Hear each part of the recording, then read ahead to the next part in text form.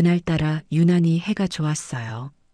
거실 창으로 쏟아지는 볕을 받으며 얌전히 자라는 군자란 잎사귀를 젖은 헝겊으로 닦아주고 있었지요. 텔레비전에서는 며느리와 시어머니가 팔짱을 끼고 나와 서로를 위하는 모습이 나오고 있었고요. 헛웃음이 나왔습니다. 저런 건 다 작가들이 지어낸 세상에 없는 이야기지. 현실에 어디 저런 모녀 같은 고부 사이가 있겠어요. 특히나 우리 집에는 절대 있을 수 없는 일이었죠. 그때였습니다. 요란하게 울리는 전화벨 소리에 저는 무심코 수화기를 들었습니다. 하나뿐인 아들, 진우였어요. 목소리가 평소보다 더 기어들어가는 것이 필시 옆에 그의 제 며느리가 딱 붙어 있을 것이라 짐작했습니다. 어머니, 저 진우예요. 별일 없으시죠? 그럼 별일 있겠니? 밥은 먹었고? 네, 그럼요. 저 어머니 다름이 아니고요. 이번 주말에 민주랑 같이 찾아뵈려고요. 제 생일이 다음 주 화요일이니 주말에 미리 찾아오겠다는 말이었습니다. 반갑기보다는 심장이 덜컥 내려앉는 기분이었어요. 그 애가 우리 집에 온다는 것은 열에 9은 제 혈압을 오르게 할 일이 생긴다는 뜻이었으니까요. 그래도 자식이 온다는데 마다할 수는 없는 노릇 아니겠어요. 그래, 그럼 얼굴이나 보고 가거라. 뭐 먹고 싶은 거라도 있니? 제가 의례적으로 묻자 진우는 잠시 머뭇거렸습니다. 수화기 너머로 작은 소리가 들려왔어요. 아마 아들이 손으로 수화기 아랫부분을 막고 며느리에게 묻는 모양이었습니다. 뭐 드시고 싶으시네? 어떡하지? 그러자 곧이어 너무나도 선명하고 날카로운 며느리의 목소리가 제 귓전을 때렸습니다. 아들이 수화기를 제대로 막지도 못했던 모양입니다.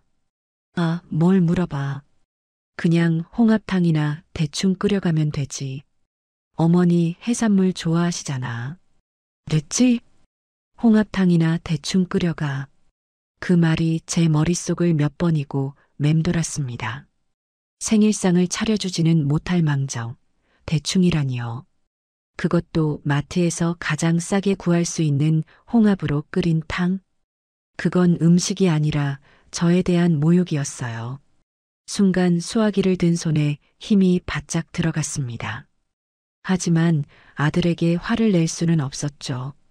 그놈이 무슨 죄겠습니까? 마누라 등살에 눌려 사는 불쌍한 내 아들인 것을요. 들었다. 그렇게 하라고 해라. 와서 저녁이나 먹고 가거라. 제 목소리가 차갑게 가라앉은 것을 아들도 느꼈을 겁니다.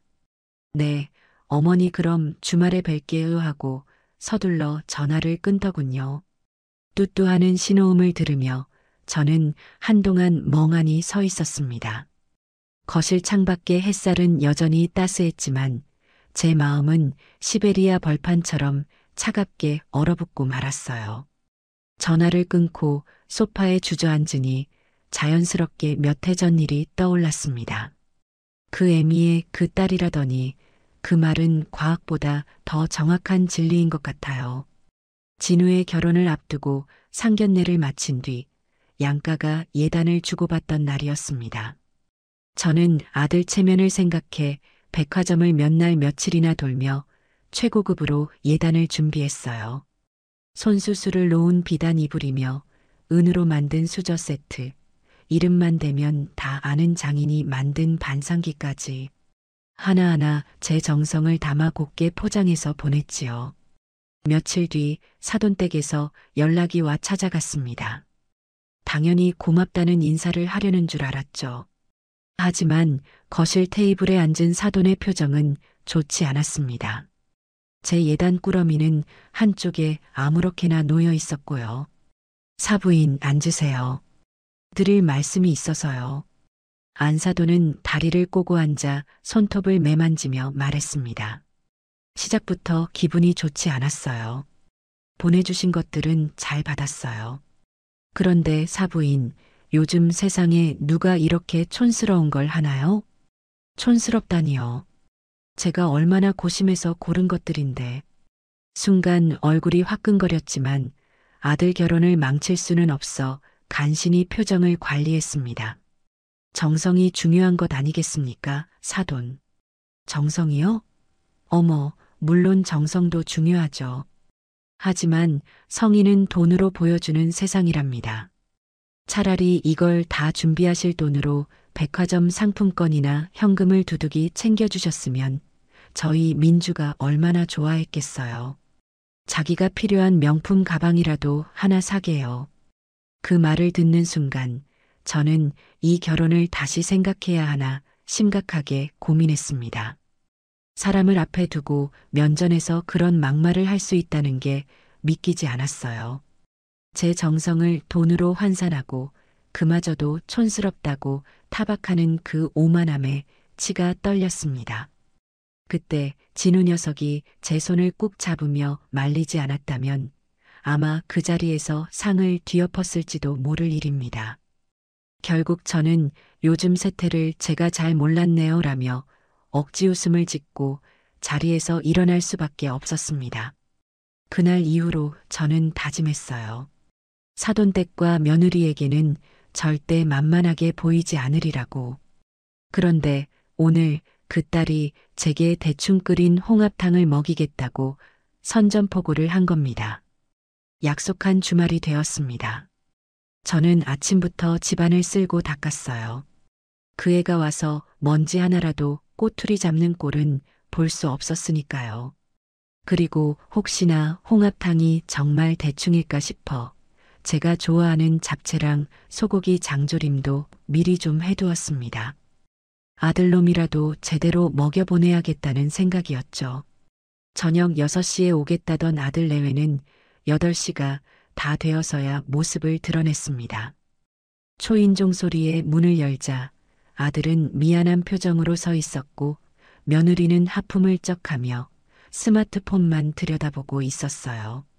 어머니, 죄송해요. 차가 많이 막혀서. 차가 막힌 게 아니라 백화점 쇼핑하다 늦었겠지. 며느리가 제 말을 들었는지 힐끗 쳐다보더군요. 그러더니 신발도 가지런히 놓지 않고 성큼성큼 들어와 부엌 식탁에 들고 온 냄비를 쿵 소리가 나게 내려놓았습니다. 그 소리에 제 심장도 같이 내려앉는 것 같았어요. 어머니, 홍합탕이요. 생일 축하한다는 말도 늦어서 죄송하다는 말도 없었습니다. 그저 통보였어요. 가져왔으니 드시라 딱 그 태도였죠. 아들놈은 옆에서 어쩔 줄 몰라 하며 제 눈치만 살피고 있었고요. 저는 아무 말 없이 냄비 뚜껑을 열었습니다. 그리고 그 안을 들여다보는 순간 남은 기대마저 산산조각 나고 말았답니다. 냄비 안에는 멀건 국물에 홍합 몇 개가 둥둥 떠다녔습니다. 해감도 제대로 하지 않았는지 국물 아래에는 거뭇한 뻘찌꺼기가 가라앉아 있었어요. 무엇보다 가장 기가 막힌 것은 홍합의 절반 이상이 입을 꾹 다물고 있었다는 겁니다. 어린아이도 아는 상식이에요. 입을 다문 홍합은 상했거나 처음부터 죽어있던 것이라 절대 먹으면 안 된다는 것을요. 그걸 버젓이 다른 사람도 아닌 시어머니 생일상에 내놓은 겁니다. 이건 실수가 아니었습니다. 저에 대한 명백한 무시이자 기만이었어요. 이런 걸 끓여줘도 당신은 먹어야 한다. 며느리의 얼굴에 그렇게 쓰여 있는 것만 같았습니다. 저는 차갑게 식어가는 냄비를 말없이 내려다보았습니다. 오늘 이 저녁 식사가 결코 평탄하게 끝나지 않을 것임을, 그리고 제 인내심이 마침내 바닥을 드러냈음을 직감했습니다. 이 지긋지긋한 관계의 끝을 오늘 보고야 말 것 같았어요. 저는 말없이 냄비 뚜껑을 닫았습니다. 쨍하는 신경질적인 소리가 부엌에 울렸지만 아무도 그 소리에 대해 말하지 않았어요. 아들놈은 땀을 뻘뻘 흘리며 제 눈치를 살피기 바빴고 며느리 민주는 소파에 등을 깊게 파묻은 채 여전히 스마트폰 액정만 들여다보고 있었습니다. 마치 이 집에서 벌어지는 모든 일이 자신과는 아무 상관없다는 듯한 태도였죠. 예, 민주야. 제가 부르자 그 애는 고개도 들지 않고 대답했습니다. 왜요, 어머니? 이리 와서 이것 좀 보거라. 제 목소리에는 분명 경고가 담겨 있었어요. 정상적인 사람이라면 그 기운을 느끼고 즉시 달려왔을 겁니다. 하지만 그 애는 달랐습니다. 느릿느릿 세상 모든 귀찮음을 짊어진 사람처럼 어기적거리며 다가와 식탁을 곁눈질로 힐끗 볼 뿐이었어요. 이거 입 다문 홍합들 안 보이니? 이걸 어떻게 먹으라고 끓여온 게야. 제가 젓가락으로 입을 꾹 닫은 홍합 하나를 가리키며 말했습니다. 그러자 며느리는 피식 하고 코웃음을 치더군요. 그 소리가 제 이성의 마지막 끈을 건드리고 있었지만 저는 애써 참아냈습니다. 오늘은 제 생일이니까요. 아니, 생일이었던 날이니까요. 어머니, 뭘 그런 걸 가지고 그러세요. 원래 홍합 끓이면 몇 개는 입 안 벌리고 그래요. 인터넷 찾아봐도 다 그렇게 나와요. 그냥 그런 건 알아서들 골라내고 먹으면 되는 거잖아요. 참으로 당당하고 뻔뻔한 대답이었습니다. 자신의 무지와 성의 없음을 지적받았으면 어머 몰랐어요. 죄송해요 하고 고개를 숙이는 것이 인간의 도리 아니겠어요? 하지만 그 애는 자신의 잘못을 지적하는 저를 되레 유난스러운 늙은이 취급하고 있었습니다. 인터넷? 얘야, 나는 평생을 이 손으로 음식을 하고 내 아버님 제사까지 모셔온 사람이다. 인터넷이 아니라 내 손과 눈을 믿어. 이건 상한 거야. 먹으면 탈이 나. 에이, 설마요. 오늘 아침에 마트에서 산 건데 상했을 리가요. 어머니가 너무 예민하신 거 아니에요? 예민하다는 말로 제 모든 경험과 연륜을 묵살해버리는 그 태도에 기가 막혀 말이 나오지 않았습니다. 옆에 서 있던 아들놈이 그제야 상황이 심상치 않음을 깨닫고 다급하게 끼어들었어요. 민주, 그만해. 어머니 말씀이 맞을 수도 있잖아. 자기는 왜 맨날 나한테만 그래? 내가 뭘 틀린 말 했어? 그리고 어머님 드시라고 일부러 끓여온 사람 성의를 왜 이렇게 무시하세요? 그럼 드시지 말든가요. 드시지 말든가요. 그 말은 비수가 되어 제 가슴에 정확히 박혔습니다. 아들놈은 쩔쩔매며 제 팔을 붙들고 늘어졌습니다. 어머니, 참으세요. 민주가 아직 어려서 뭘 몰라서 그래요. 네, 국물이라도 좀 드셔보세요. 제가 괜찮은 걸로 골라드릴게요. 불쌍한 내 아들. 제 어미와 마누라 사이에서 저렇게 애를 쓰는 꼬락서니를 보니 차마 더 화를 낼 수가 없었습니다. 저는 한숨을 길게 내쉬며 자리에 앉았어요. 아들놈은 재빨리 입을 벌린 홍합 몇 개를 골라 제 앞접시에 놔주고 국자를 들어 멀건 국물을 떠주었습니다. 그릇 바닥에 가라앉아 있던 뻘찌꺼기가 국물과 함께 떠오르는 것이 보였어요. 며느리는 어느새 다시 소파로 돌아가 있었고 저를 곁눈질로 힐끔거리며 비웃는 듯한 표정을 짓고 있었습니다. 어디 한번 먹어보시지 하는 그런 표정이었어요. 오기가 생겼습니다. 그래, 내가 끓인 이따위 음식을 먹고 내가 죽나 안 죽나 한번 보자. 저는 아들이 떠준 국물을 한 숟가락 입에 넣었습니다. 비릿한 바다 냄새와 함께 모래가 섞인 흙이 서걱 하고 씹혔습니다. 해감조차 제대로 하지 않은 것이 분명했죠. 국물은 소금물인지 조미료물인지 분간이 안 될 정도로 짜기만 했습니다. 이어서 아들이 골라준 홍합살을 씹었어요. 탱탱함이라고는 찾아볼 수 없는 물컹하고 미끄덩거리는 식감이 혀를 불쾌하게 감쌌습니다. 저는 표정 하나 바꾸지 않고 그것들을 씹어 삼켰어요. 아들은 제 눈치를 보며 안도의 한숨을 내쉬더군요. 맛있죠, 어머니? 그래도 민주가 어머니 생각해서 끓인 거니까요. 맛있냐니? 세상에. 저는 대답 대신 제가 미리 만들어뒀던 잡채와 장조림을 아들 앞으로 밀어주었습니다. 너나 많이 먹어라. 어미가 한 반찬이나 실컷 먹고 가. 그렇게 한 숟가락, 두 숟가락 억지로 음식을 넘기고 있을 때였습니다. 갑자기 아랫배 깊은 곳에서부터 무언가 날카로운 것이 훅 하고 치고 올라오는 느낌이 들었어요. 마치 잘벼린 칼로 뱃속을 긋는 듯한 아주 기분 나쁜 통증이었습니다. 순간 저도 모르게 윽 하는 소리를 내며 배를 움켜쥐었습니다. 식은땀이 등줄기를 타고 주르륵 흘러내렸습니다. 통증은 한 번으로 그치지 않고 파도가 밀려오듯 주기적으로 제 뱃속을 헤집어 놓기 시작했어요. 어머니, 왜 그러세요? 괜찮으세요? 아들이 놀라 제 등을 두드렸습니다. 하지만 저 멀리 소파에 있던 며느리의 반응은 달랐어요. 그 애는 제 모습을 보고는 믿을 수 없다는 듯이 이렇게 말했습니다. 어머, 벌써요? 드신 지 얼마나 됐다고 벌써 아프세요? 꾀병 아니에요? 일부러 저보라고 그러시는 거 아니고요? 세상에. 시어머니가 배를 움켜쥐고 쓰러지기 직전인데 꾀병이라니요. 일부러 그런다니요. 저는 너무나도 기가 막혀서 아프다는 소리조차 낼 수가 없었습니다. 통증으로 하얗게 질린 얼굴로 그 애를 노려봤어요. 그 눈에는 일말의 걱정이나 미안함 따위는 존재하지 않았습니다.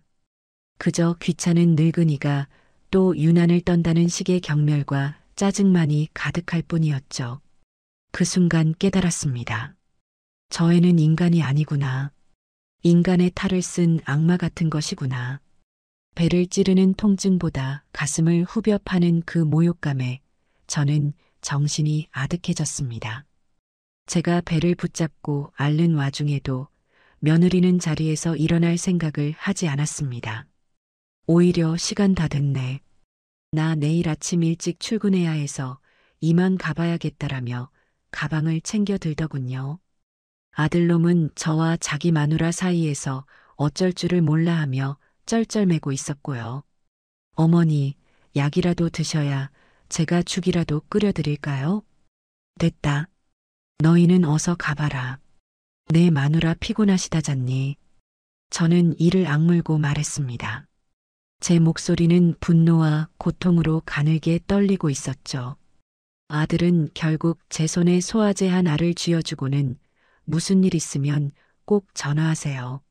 라는 말을 남기고 며느리의 손에 이끌려 현관을 나섰습니다. 식탁 위에는 입 다문 홍합이 가득한 냄비와 그들이 먹다 남은 음식물 쓰레기가 그대로 방치되어 있었어요. 현관문이 닫히는 소리가 들리자마자 저는 기다렸다는 듯이 화장실로 달려갔습니다. 속에서 천불이 나는 것 같았어요. 변기를 붙잡고 아까 먹은 것들을 모두 개워냈습니다. 하지만 그걸로 끝이 아니었죠. 위장이 경련을 일으키는 듯 뒤틀리고 등에서는 식은땀이 멈추지 않았습니다. 머리는 깨질 듯 아프고 온몸에 힘이 하나도 들어가지 않았어요. 소화제 따위로 해결될 문제가 아니라는 것을 직감했습니다. 저는 비틀거리며 거실로 나와 소파에 쓰러지듯 누웠습니다. 이 고통과 모욕감을 어디에라도 호소하고 싶었어요. 떨리는 손으로 아들에게 전화를 걸었습니다. 신호음이 몇 번 울리고 아들이 전화를 받았습니다. 여보세요? 어머니, 괜찮으세요? 진우야, 나 도저히 못 참겠다. 배가 너무 아파서 꼭 죽을 것 같구나. 제가 고통 섞인 목소리로 말하자 수화기 너머로 아들의 당황한 목소리와 함께 또다시 그 애의 짜증 섞인 목소리가 날카롭게 파고들었습니다.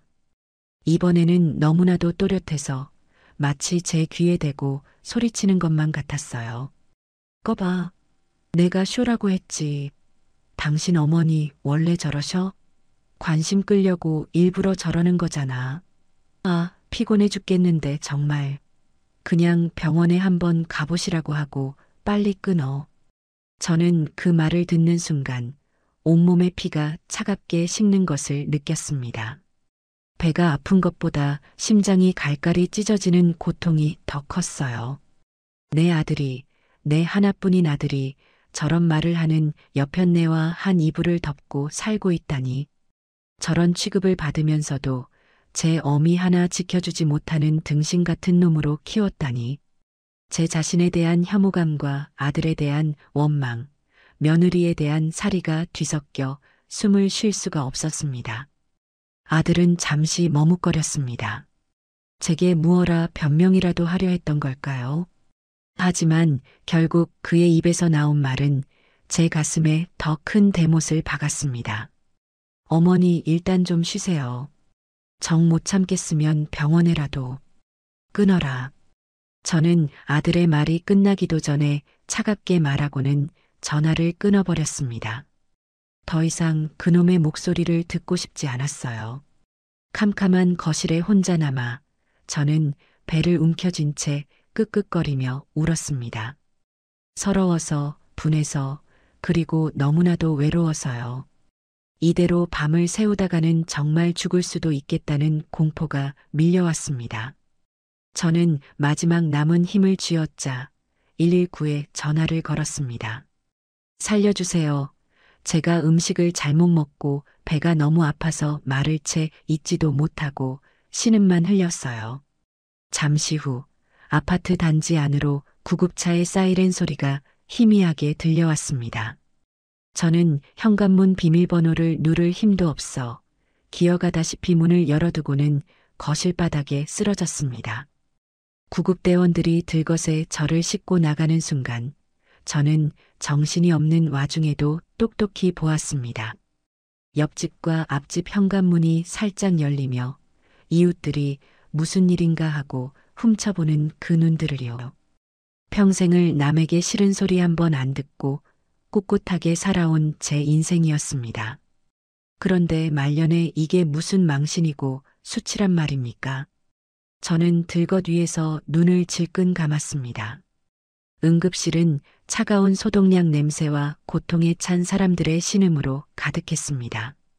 의사는 제 배를 몇 번 눌러보더니 혈액 검사와 함께 링거 주사를 처방했어요. 굵은 주사바늘이 제 핏줄을 파고드는 것을 멍하니 바라보았습니다. 잠시 후 의사가 검사 결과지를 들고 와서 말하더군요. 어르신, 급성 위장염입니다. 백혈구 수치가 많이 올라간 걸 보니 세균성 식중독이 강하게 의심되네요. 저녁에 뭐 드셨다고 하셨죠? 상한 해산물이 원인일 가능성이 아주 높습니다. 의사의 말이 끝나자마자 저는 정신이 번쩍 들었습니다. 선생님, 제가 그걸 증명할 수 있습니까? 제가 먹은 음식 때문에 이렇게 됐다는 걸요. 의사는 제 질문이 의외라는 듯 저를 쳐다보더니 이내 고개를 끄덕였습니다. 네, 진단서에 그렇게 소견을 적어드릴 수 있습니다. 음식물 섭취와 증상 발현 시간, 그리고 현재 상태를 종합해보면 인과관계가 충분히 성립됩니다. 그럼 그렇게 해주십시오.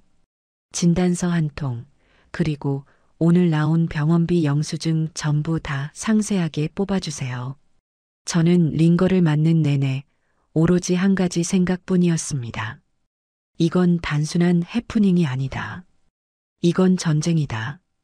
나를 이 지경으로 만들고도 꾀병이라며 모욕하고 내 아들마저 등신으로 만든 그 애와 그 집안에 반드시 오늘 제가 겪은 고통의 대가를 치르게 하리라고요. 저는 차가운 응급실 침대에 누워 날이 밝기만을 기다렸습니다. 그건 복수를 위한 기다림이었습니다. 새벽의 푸른빛이 창틈으로 스며들 때쯤 저는 병원 문을 나섰습니다.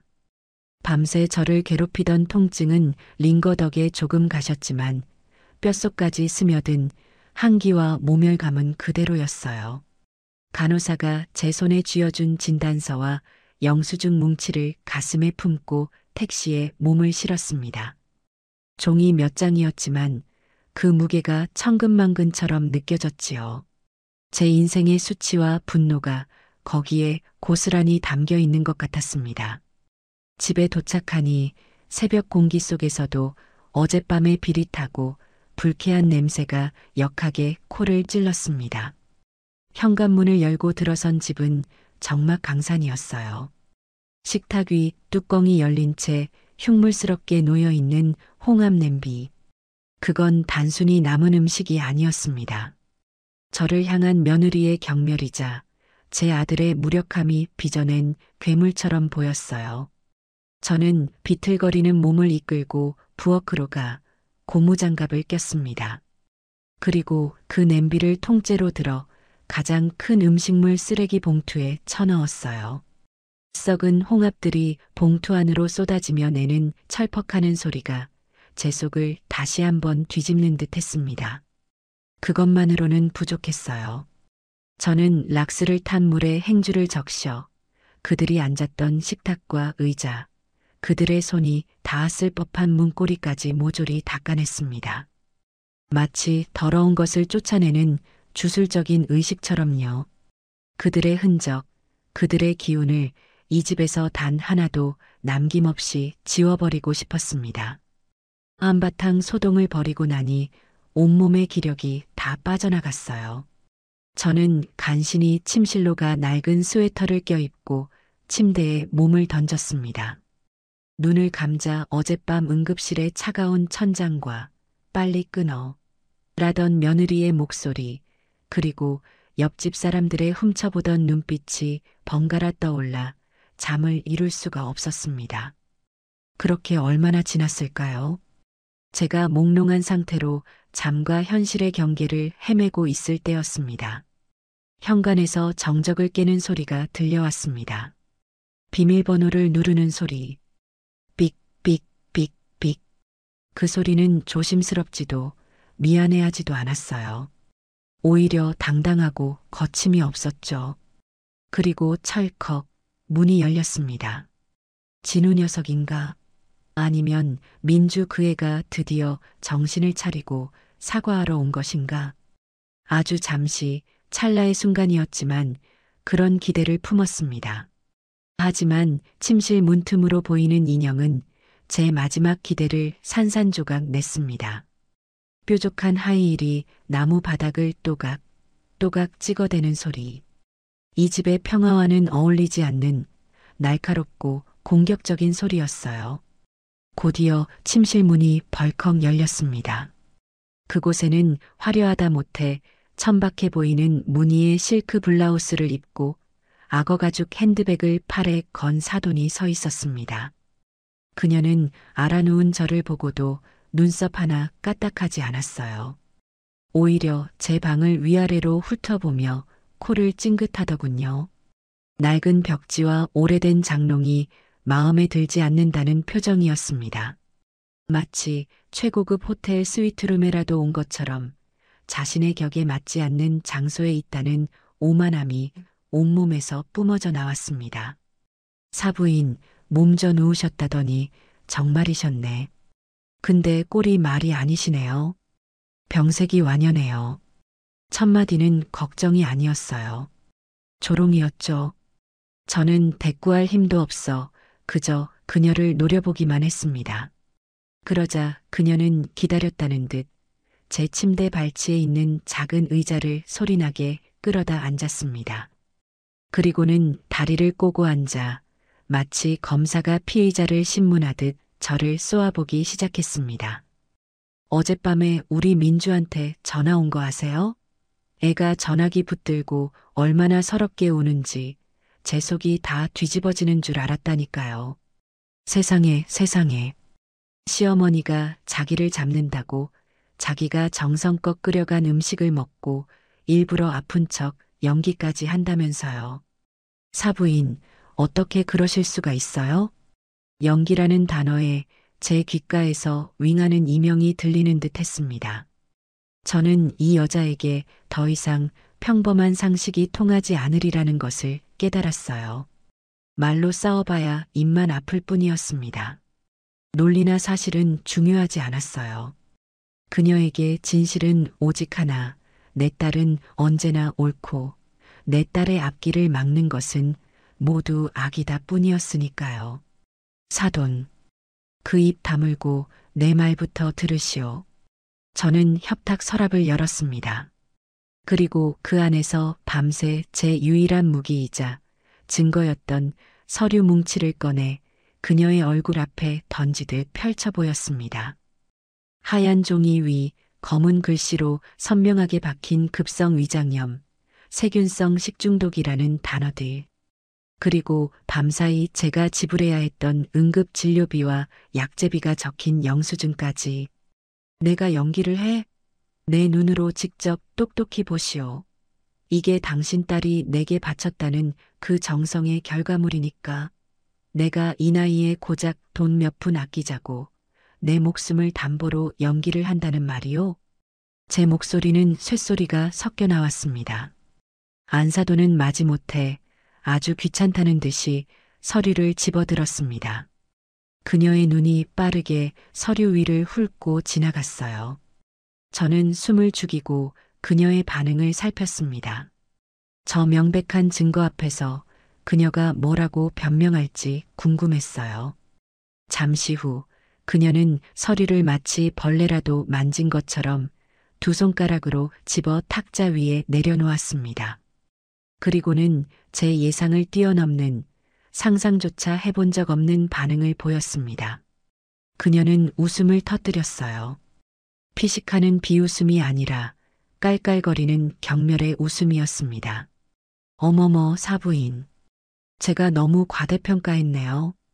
고작 이런 걸 증거라고 내미신 거예요? 위장염? 식중독? 아이고 배야. 사부인, 제가 의사보다 더 잘 아는데요. 그건 병도 아니에요. 나이가 들면요. 소화효소도 줄고 위벽도 얇아지고 장 기능이 전체적으로 떨어져요. 그래서 젊은 애들은 멀쩡히 먹는 음식을 먹고도 탈이 나고 설사를 하고 그러는 거랍니다. 이건 우리 민주 음식 탓이 아니에요. 세월 앞에 장사 없다고 늙고 쇠약해진 사부인 몸 탓이라고요. 아시겠어요? 그녀는 자리에서 일어나 제게 한 발짝 더 다가왔습니다. 그리고는 마치 어린아이를 가르치듯 손가락까지 흔들어 보이며 말을 이었습니다. 우리 민주가 뭘 알겠어요. 어려서부터 손에 물 한 방울 안 묻히고 제가 공주처럼 키운 애예요. 요리요? 결혼 전까지라면 물도 못 맞추던 애라고요. 그런 애가 시어머니 생신이라고 뭐라도 해드리겠다고 나선 기특한 마음을 보셔야죠. 뭘 좀 잘못 넣을 수도 있고 덜 익힐 수도 있는 거 아니겠어요? 그걸 가지고 썩은 음식이니 독살이니 애를 살인자 취급이나 하고. 정말이지 인정머리라고는 눈곱만큼도 찾아볼 수가 없으시네요. 사과를 받아도 시원찮을 판에 오히려 제 딸이 사부인 때문에 받은 마음의 상처는 뭘로 보상하실 건가요? 그녀의 그 길고 긴 독백을 듣는 동안 제 머릿속은 놀랍도록 차분해졌습니다. 분노는 어느새 증발하고 차가운 결심만이 남았어요. 이 여자는 구제불능이다. 이 여자의 존재 자체가 내 아들과 내 가정에 붙어 있는 악성 종양이다. 그리고 그 종양은 오늘 내가 반드시 도려내야만 한다. 저는 더는 침대에 누워 있을 수가 없었습니다. 저는 천천히, 아주 천천히 삐걱거리는 뼈마디를 일으켜 그녀의 앞에 마주 앉았습니다. 제 눈빛이 변한 것을 그녀도 느꼈을 겁니다. 그녀의 얼굴에서 조롱의 미소가 사라지고 희미한 경계심이 떠오르기 시작했어요. 이제 이 방 안의 공기는 폭발 직전의 시한폭탄처럼 팽팽하게 당겨져 있었습니다. 제가 상체를 일으켜 침대 가장자리에 걸터 앉자 방 안의 공기가 칼날처럼 날카로워졌습니다. 안사도는 방금 전까지의 기세등등함은 어디 가고 저도 모르게 한 걸음 뒤로 물러서더군요. 동물의 본능 같은 것이었겠죠. 상대가 더 이상 물러서지 않고 반격할 준비를 마쳤다는 것을 감지한 겁니다. 저는 바닥에 흩어진 진단서와 영수증들을 쳐다보지도 않았어요. 그깟 종이 쪼가리는 이제 아무 의미가 없었습니다. 사돈. 제 목소리는 물기 하나 없이 메말라 있었습니다. 방금 한 말 다시 한번 해보시오. 내 몸이 늙고 쇠약해서 탈이 난 것이고 당신 딸은 아무 잘못이 없다고. 다시 한번 내 귀에 똑똑히 들리게 말해보란 말이오. 사부인. 왜 갑자기 눈을 그렇게 뜨세요? 무섭게. 제가 뭐 틀린 말 했나요? 다 맞는 말이잖아요. 의학적으로도. 닥치시오. 제가 버럭 소리를 지르자 안사돈의 어깨가 움찔하고 떨렸습니다. 저는 침대에서 완전히 몸을 일으켜 그녀의 앞에 섰습니다. 밤새 앓느라 다리가 후들거렸지만 정신력으로 버텼어요. 지금 쓰러지면 영원히 저 여자와 그 딸의 발밑에서 살아야 한다는 생각뿐이었습니다. 의학? 당신 같은 무식한 여편네 입에서 나올 소리가 아니지. 내 평생 당신처럼 이기적이고 뻔뻔하고 몰상식한 인간은 처음 봤소. 당신 딸이 그 모양 그 꼴인 이유를 오늘에서야 알겠군. 그 애미의 그 딸이라더니 하나도 틀린 말이 없어. 뭐라고요? 무식? 여편네. 사부인, 지금 말을 가려서 하세요. 아무리 그래도 내가 당신 사돈인데. 사돈? 당신 같은 건 내 사돈도 아니야. 내 아들 인생에 들러붙은 거머리고 우리 집안의 수치일 뿐이지. 당신 딸이 이 집에 시집온 이후로 우리 집에 평화로운 날이 단 하루라도 있었는지 아시오? 매사에 불평불만, 시도 때도 없는 무시와 경멸.